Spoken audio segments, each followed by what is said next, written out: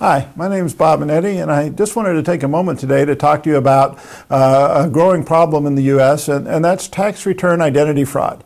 Tax return identity fraud occurs when the criminals use your name, your social security number, in order to file a tax return and get a refund from the IRS or from the State Department of Revenue in the state that you live in.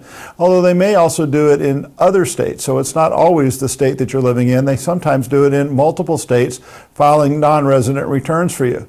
But what the criminals do is they get a hold of your name, your social security number, and then they go ahead and file a tax return, usually claiming things like the earned income tax credit and other tax credits that are refundable credits so that they can get $4,000 to $5,000 return. And they have the money put on a debit card that they get mailed to them from the IRS.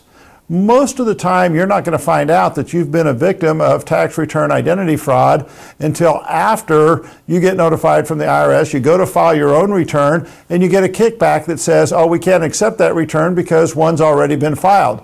So you find out that a return's already been filed in your name. So you need to make sure that you're protecting your social security number. Don't carry your social security number with you. Definitely don't put your social security number online. Don't share it with anyone who doesn't need it. Be very careful about who has that information. And be very wary if you get notice that you've been a victim of a data breach, that your personal information has been compromised by a company that you gave it to.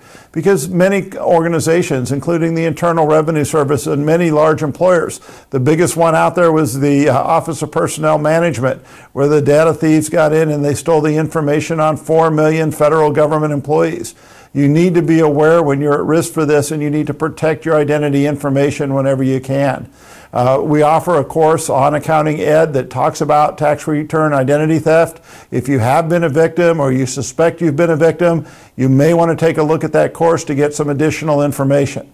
That's all I have for today on tax return identity theft. See you next time.